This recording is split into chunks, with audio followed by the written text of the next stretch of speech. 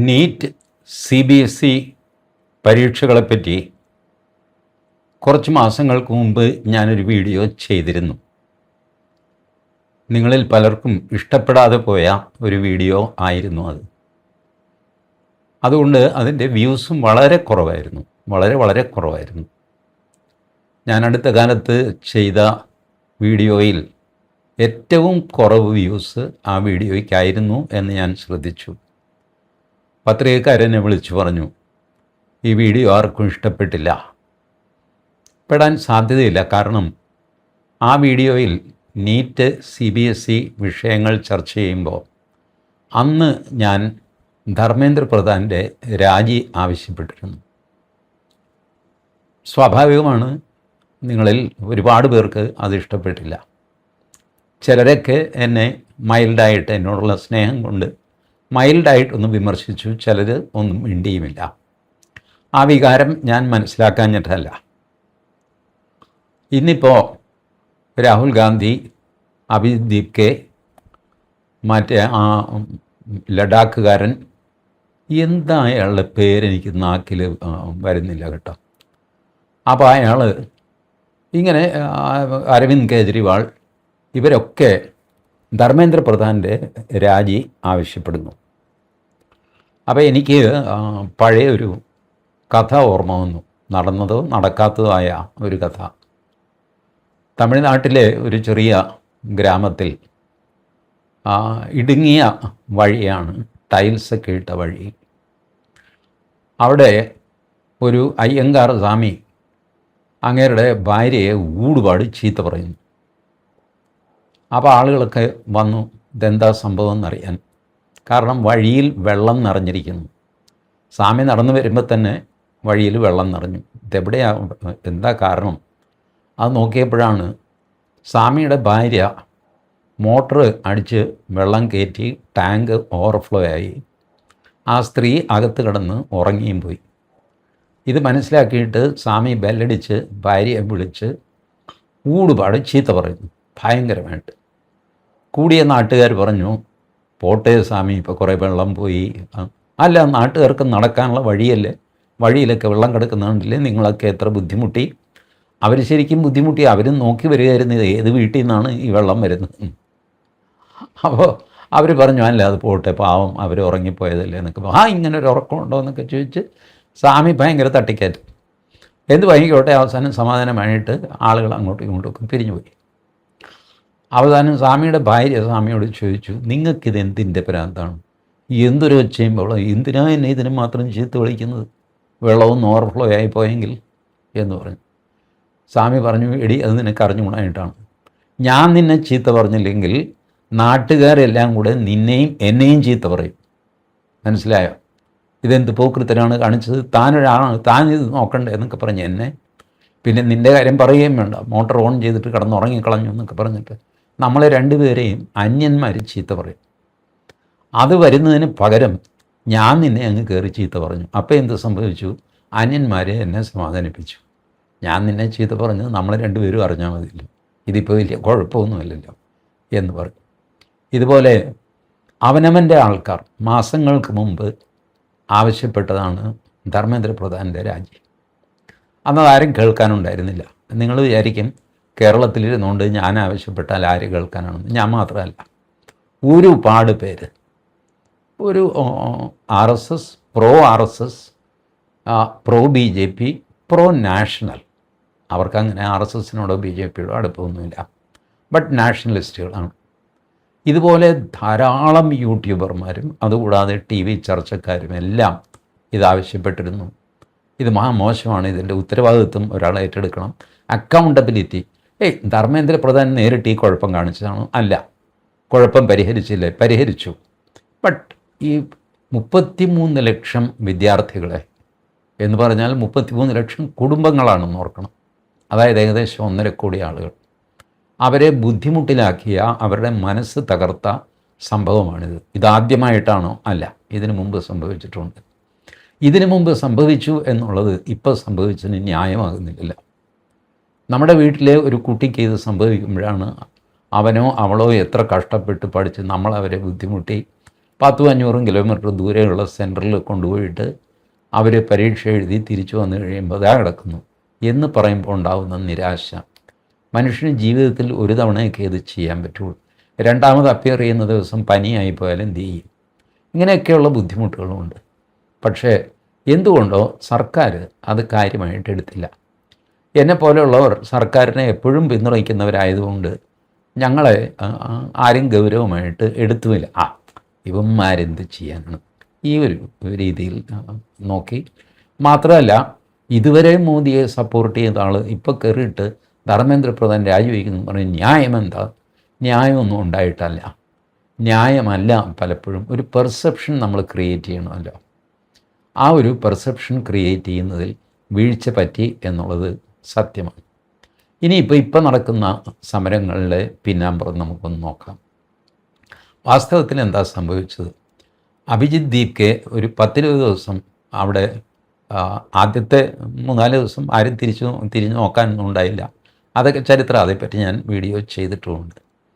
ഈ സോനം വാങ്ചുക്ക് വന്നു കഴിഞ്ഞപ്പോഴാണ് ഇതൊന്ന് ചൂടാവുന്നത്. സോനം വാങ്ചുക്കിനെ ആശുപത്രിയിലേക്ക് മാറ്റിക്കഴിഞ്ഞപ്പോൾ എന്തോ ആകാശം ഇടിഞ്ഞു വീണു എന്നുള്ള മട്ടിൽ പിറ്റേ ദിവസം ആൾ കൂടുന്നു, ബഹളമാകുന്നു. ഡൽഹി മൊത്തം ബഹളമാകുന്നു. പോലീസുകാർക്ക് അതിനകത്തൊരു ഇൻ്റലിജൻസ് ഫെയിലിയറും ഉണ്ട് കേട്ടോ. ഇത്രയധികം ആൾ കൂടും എന്ന് ഡൽഹി പോലീസ് വിചാരിച്ചിരുന്നില്ല. അവർ റോഡ് ബ്ലോക്ക് ചെയ്യാനൊക്കെയുള്ള സംവിധാനം കുറച്ചൊക്കെ ചെയ്തിരുന്നു. പാർലമെൻറ്റിലേക്ക് ആരും കടന്നു പോകാതിരിക്കാനൊക്കെ സംവിധാനം ചെയ്തിരുന്നു.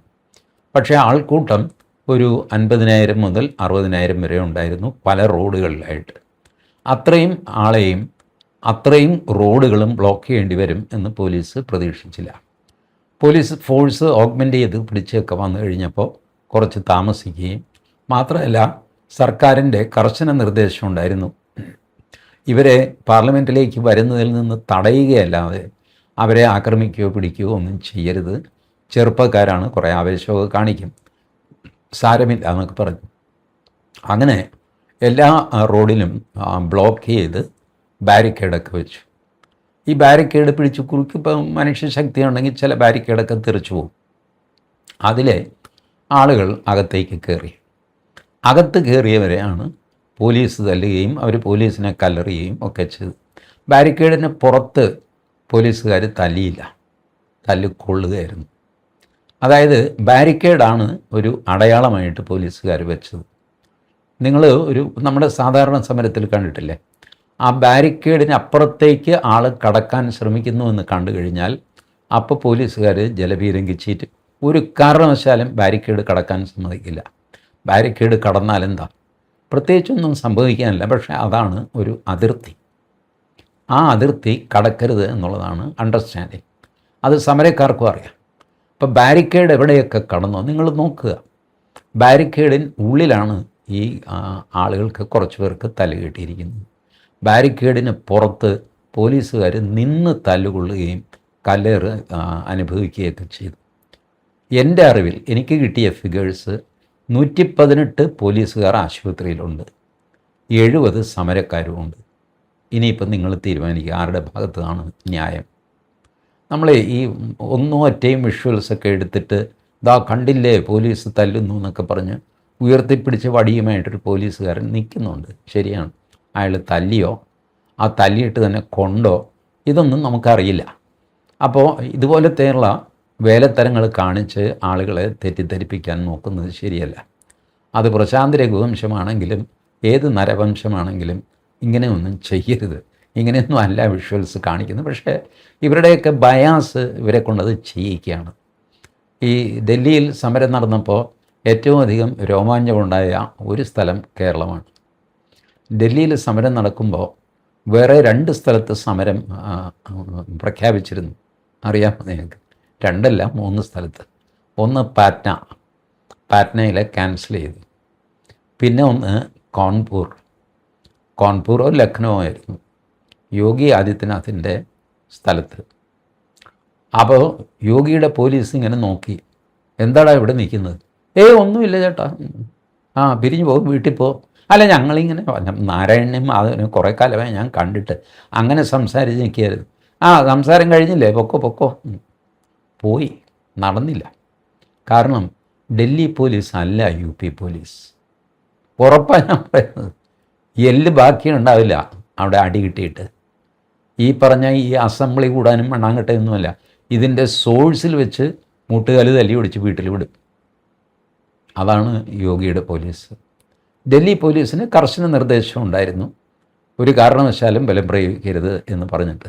അല്ലെങ്കിൽ ഡൽഹി പോലീസ് മോശമൊന്നുമല്ല, യു പിയുടെ അത്രയും വരില്ല, എന്നാലും ഡൽഹി പോലീസ് മോശമൊന്നുമല്ല. യു പിയുടെ പോലീസിൻ്റെയും ഡൽഹി പോലീസിൻ്റെയും ഇടയ്ക്കാണ് കേരള പോലീസിൻ്റെ സ്ഥിതി. നിങ്ങൾക്കറിയാമോ? ഒരു ക്രൗഡിനെ പിരിച്ചുവിടാൻ ഡൽഹി പോലീസിനേക്കാൾ സാമർഥ്യം കേരള പോലീസിനുണ്ട്. ശരി, എന്ത് വാങ്ങിക്കോട്ടെ, അതൊക്കെ നമുക്ക് വേണമെങ്കിൽ തിരിച്ചും തർക്കിക്കുകയൊക്കെ ചെയ്യാം. അതുകൊണ്ട് അതിൻ്റെ സ്റ്റാറ്റിസ്റ്റിക്സോ സംഗതിയൊന്നും ഞാൻ എടുക്കുന്നില്ല. എൻ്റെ ഒരു ഇമ്പ്രഷനായിട്ട് നിങ്ങളോട് പറഞ്ഞതാണ്. അങ്ങനെ അക്രമം പ്രവർത്തിക്കരുത്, ബലം പ്രയോഗിക്കരുത് എന്ന് പറഞ്ഞതുകൊണ്ട് 118 പോലീസുകാർക്ക് തല്ലുകിട്ടി. അതിന്ന് കൂടിക്കാണും കേട്ടോ. ഞാൻ ഇത് തന്നെ നോക്കിക്കൊണ്ടിരിക്കാൻ പറ്റില്ലല്ലോ. 118, 70 എന്നുള്ളൊരു ഫിഗർ കിട്ടിക്കഴിഞ്ഞപ്പോൾ ഞാൻ അത് അവിടെ വെച്ച് നിർത്തി. അപ്പോൾ അങ്ങനെ ഈ ദീപ്കയുടെ കൂട്ടത്തിലുള്ള 2 പേരെ JP നഡ്ഡ ചർച്ച ചെയ്യാനായിട്ട് വിളിക്കുന്നു. ഞാൻ വാ പൊളിച്ചു പോയി. അപ്പോൾ ഈ ദീപ്കയാണ് സമരത്തിൻ്റെ നായകൻ. അവനെ വിളിച്ചിട്ടില്ല. അവൻ എവിടെയാണെന്ന് ആർക്കും അറിഞ്ഞുകൂടാ. അവൻ ഉച്ചയ്ക്ക് 1 മണിയായപ്പോൾ നിരാഹാരം അവസാനിപ്പിച്ച് മുങ്ങി എന്ന് കേട്ടു. സോനം വാങ്ചുക്കാണെങ്കിൽ ആശുപത്രിയിൽ, സഫ്ദർജംഗ് ആശുപത്രിയിൽ നിന്ന് മെഡാൻഡ ആശുപത്രിയിലേക്ക് മാറ്റണം എന്നൊക്കെ പറഞ്ഞിട്ട് കേസൊക്കെ കൊടുത്ത് നിൽക്കുകയാണ് ആശാൻ. ആശുപത്രിയിൽ നിരാഹാരം തുടരുന്നു എന്ന് അറിയിച്ചിട്ടുണ്ട്. ആർക്കറിയാം? ആശുപത്രിക്കുള്ളിലാണല്ലോ. നിരാഹാരമാണോ അതോ സാഹാരമാണോ നമുക്കറിയില്ല. ഏതായാലും സോനം വാങ്ചുക്ക് അവിടെ കിടക്കുന്നു. പുള്ളി ഇടയ്ക്കിടയ്ക്ക് 2-3 മണിക്കൂർ കൂടുമ്പോൾ ട്വിറ്ററിൽ ഒരു എഴുത്തൊക്കെ ഉണ്ട്. MP-മാരെ ഈ പിള്ളേരെ കാണാൻ അനുവദിച്ചാൽ ഞാൻ നിരാഹാരം നിർത്താം. ആരും അത് മൈൻഡ് ചെയ്തില്ല, ആരും മറുപടിയും കൊടുത്തില്ല. പിന്നെ പുള്ളി പറഞ്ഞു, MP-മാരാരെങ്കിലും എന്നെ വന്ന് കണ്ടാൽ ഞാൻ നിരാഹാരം നിർത്താം. അതിനും ആരും പ്രതികരിച്ചില്ല. ദൈവം സഹായിച്ച് സോനം വാങ്ചുക്കിനൊരു പാർട്ടിയില്ല, ഉണ്ടെങ്കിൽ തന്നെ MP-യും ഇല്ല. അപ്പം പിന്നെ ഏത് MP പോയി അയാളെ കാണും? എന്ത് കാര്യം MP-മാർക്ക് അയാളെ പോയി കാണാൻ? ആരും പോയില്ല. കോടതി ദയ വിചാരിച്ച് മെഡാൻഡ ആയെങ്കിലും മെഡാൻഡ കൊണ്ടുപോയി കിടത്തറായ്മന് എന്ന് പറഞ്ഞിട്ട് അവർ കൈ കഴുകി. അങ്ങനെ സോനം വാങ്ചുക്ക് കാശിഷ്ടം പോലെ ഉണ്ട് കേട്ടോ. മെഡാൻഡ എന്നൊക്കെ പറഞ്ഞു കഴിഞ്ഞാൽ വലിയ ആശുപത്രി ആയിരിക്കും എന്നാണ് എൻ്റെ ഒരു വിശ്വാസം. കാരണം സഫ്ദർജംഗ് ഹോസ്പിറ്റൽ മോശമാണ്, അതിലും നല്ല പ്രൈവറ്റ് ഹോസ്പിറ്റലിൽ പോകണം എന്നൊക്കെ പറയുമ്പോൾ അതൊരു 5 സ്റ്റാർ ഹോസ്പിറ്റലായിരിക്കും മെഡാൻഡ. കാശിഷ്ടം പോലെ ഉണ്ട്. ഭാര്യ ഗീതാഞ്ജലിയുടെ കയ്യിൽ കാശുണ്ട്, സോനം വാങ്ചുക്കിൻ്റെ കയ്യിൽ കാശുണ്ട്. പൈസയ്ക്ക് ഇങ്ങനെ വന്നുകൊണ്ടിരിക്കുകയല്ലേ. അപ്പോൾ ഇതിനിടയ്ക്ക് കേരളത്തിലെ സിനിമാ നടന്മാരെല്ലാം കൂടെ സപ്പോർട്ട് ചെയ്തു. അതിന് കാരണം ഷബാന ആസ്മി ഇതിനെ സപ്പോർട്ട് ചെയ്തു. ഷബാന ആസ്മിക്ക് ബ്രിട്ടീഷ് ക്രിസ്ത്യൻ കൗൺസിലോ അങ്ങനെ ഒരു NGO ഉണ്ട്. അതിൻ്റെ ഇന്ത്യൻ റെപ്രസെൻറ്റേറ്റീവോ എന്തോ ഗുലാണ്ടറാണ് ആ സ്ത്രീ ഷബാന ആസ്മി. ജീവിതകാലം മുഴുവൻ ഹിന്ദു വിരോധം പ്രസംഗിക്കാനും പിടിക്കാനും ഒക്കെ ആയിട്ട് കുറേയധികം ആ ജാതി സിനിമകൾ അഭിനയിച്ച് ഒക്കെ ഇപ്പോൾ പ്രായമായി. അപ്പോൾ അവർ ഇതിന് പിന്തുണ പ്രഖ്യാപിച്ചു. അപ്പോൾ ബോളിവുഡ് ഇളകി. ബോളിവുഡിൽ സിനിമയില്ലാതെ നടക്കുന്ന അല്ലെങ്കിൽ സിനിമയ്ക്ക് പകരം ശരീരപ്രദർശനം നടത്തി ജീവിക്കുന്ന കുറച്ച് പേര് അവർ പിന്തുണ പ്രഖ്യാപിച്ചു. അപ്പോൾ കേരളത്തിലുള്ളവർ അങ്ങനത്തെ ആൾക്കാരാണെന്ന് ഞാൻ പറയുന്നില്ല, പക്ഷേ അവർ കേരളത്തിന് പ്രചോദനമായി. എല്ലാവരും കൂടെ മോഹൻലാലിൻ്റെ മകൾ പാർവതി തിരുവോത്ത്, അങ്ങനെ കുറേ പേര് കൂടി. ടൊവിനോ തോമസോ, എനിക്ക് ഈ സിനിമാ താരങ്ങളുടെ പേര് കൃത്യമായിട്ട് അറിയില്ല കേട്ടോ.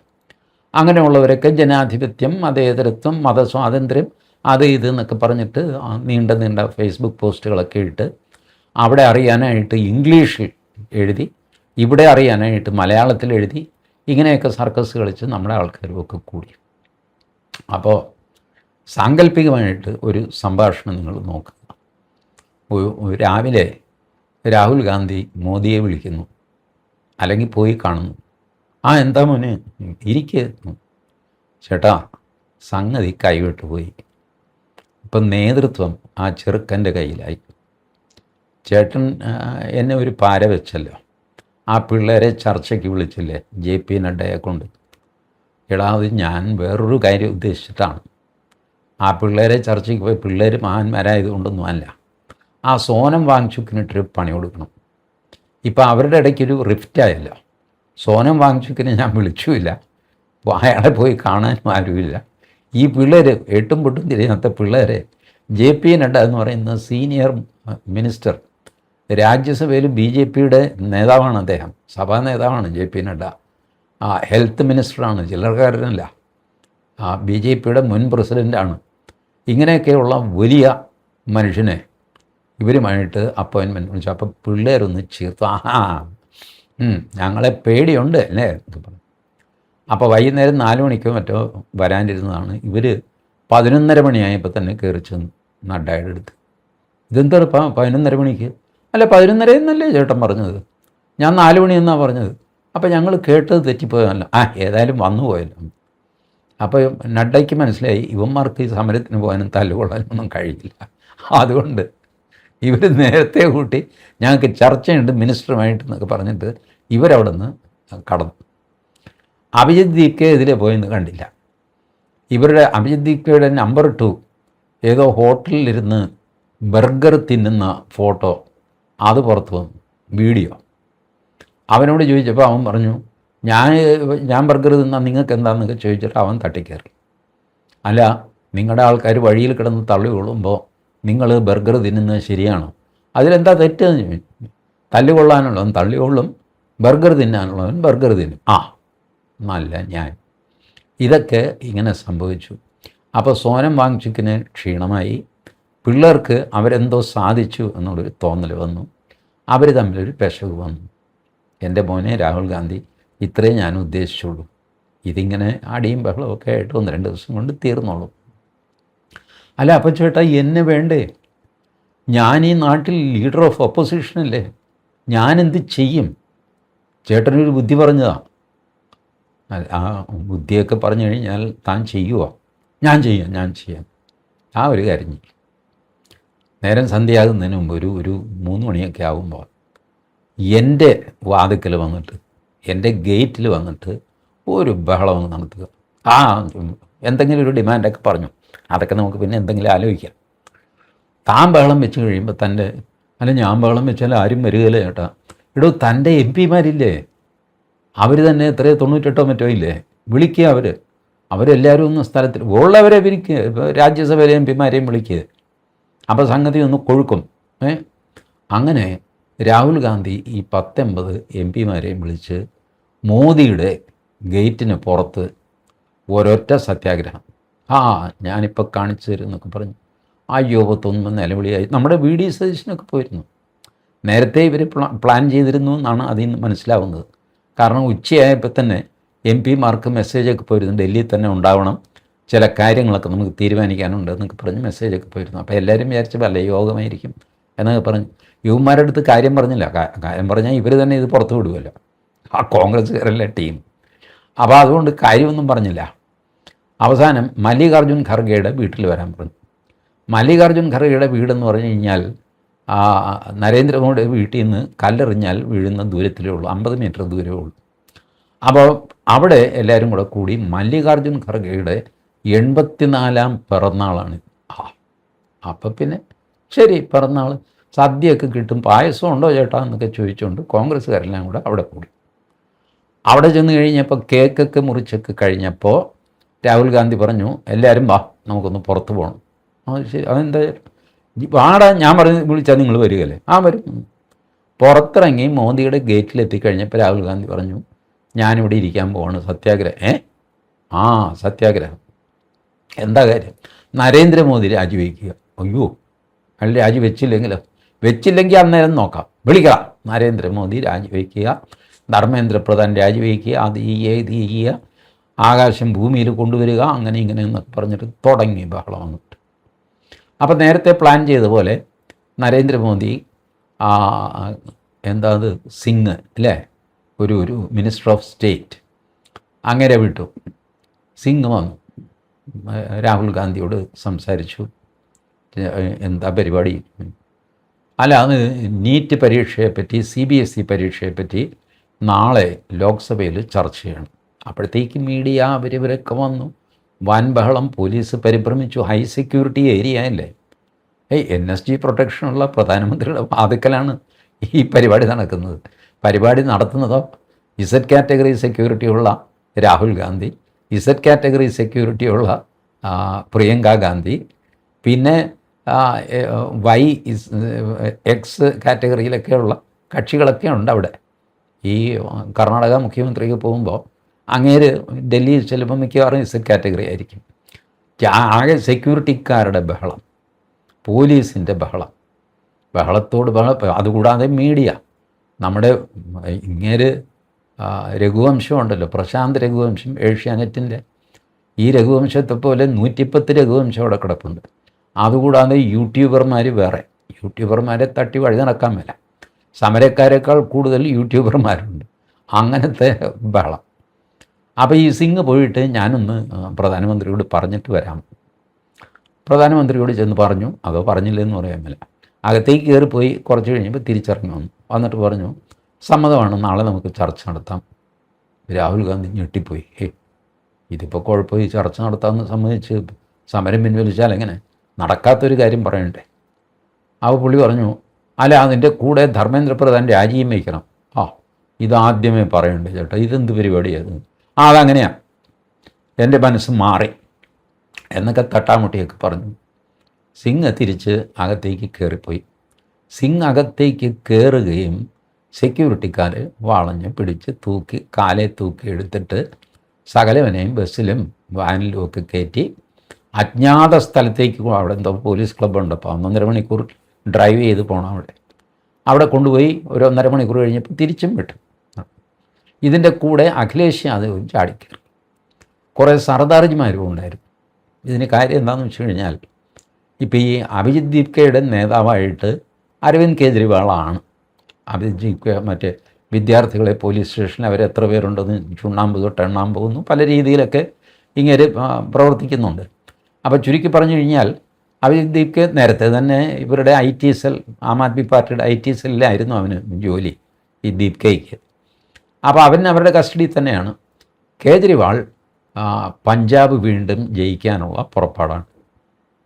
അപ്പോൾ പഞ്ചാബ് വീണ്ടും ജയിക്കും എന്ന് പറഞ്ഞിട്ടാണ് രാഹുൽ ഗാന്ധി നിൽക്കുന്നത്. അപ്പോൾ ഒരു കാരണവശാലും ഈ സമരത്തിൻ്റെ നേതാവ് ദീപ്കയോ കേജ്രിവാളോ ആയിക്കൂടാ, സോനം വാങ്ചുക്ക് ഒട്ടും ആയിക്കൂടാ. ഇത് കോൺഗ്രസിൻ്റെ കയ്യിൽ തന്നെ നിൽക്കണം. ആ പഞ്ചാബിൽ മെസ്സേജ് കൊടുത്തിട്ട് കേജ്രിവാളും രാഹുൽ ഗാന്ധിയും രണ്ടുപേരും മെസ്സേജ് കൊടുത്തു. പഞ്ചാബിൽ നിന്ന് കർഷക സമരം, അവർ പിന്നെ സ്ഥിരം സമരക്കാരാണ്. ദൈവം സഹായിച്ച് ഇന്ത്യയിലെ കർഷകർ മുഴുവൻ പഞ്ചാബിലും, അതിന് പുറത്ത് കർഷകരില്ല, എല്ലാവരും ചത്തുപോയി. പഞ്ചാബിൽ മാത്രമേ കർഷകരുള്ളൂ. അവരവിടുന്ന് ഓടിപ്പാഞ്ഞ് ഡൽഹിയിലേക്ക് വരാൻ നോക്കിക്കഴിഞ്ഞപ്പോൾ ഹരിയാനയിൽ BJP ആണല്ലോ ഭരണം. നായിബ് സിംഗ് സൈനി മുഖ്യമന്ത്രി. സിംഗു ബോർഡറിൽ വെച്ച് ഇവരെ തടഞ്ഞു. സിംഗു ബോർഡറിൽ തടഞ്ഞ് പോകാൻ പറ്റില്ല. അല്ല, അത് ഞങ്ങൾ കർഷകർ ആരായാലും ശരി ഇപ്പോൾ ഡൽഹിക്ക് പോകാൻ പറ്റില്ല, അവിടെ നില്ലത്. കുറേ നേരം അവിടെ നിന്നിട്ട് കുറച്ച് പേര് തിരിച്ചു പോയി, കുറച്ച് പേര് ഇപ്പോഴും അവിടെ കിടപ്പുണ്ടെന്ന് കേൾക്കുന്നു ബോർഡറിൽ.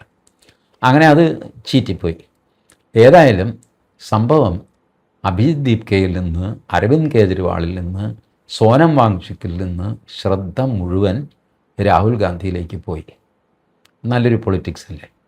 രാഹുൽ ഗാന്ധിയെ പിന്നെ ഹാൻഡിൽ ചെയ്യേണ്ടത് എങ്ങനെയാണ് എന്ന് നരേന്ദ്രമോദിക്ക് നന്നായിട്ടറിയാം. ഇതാണ് മിനിഞ്ഞാന്നും ഇന്നലെയും ഇന്നും ഒക്കെ ആയിട്ട് നടന്ന സമരത്തിൻ്റെ താൽക്കാലികമായ ഒരു ബാക്കിപത്രം 1ാം ഘട്ടം. 2ാം ഘട്ടം ഞാൻ വഴിയെ നിങ്ങളെ അറിയിക്കാം. Thank you.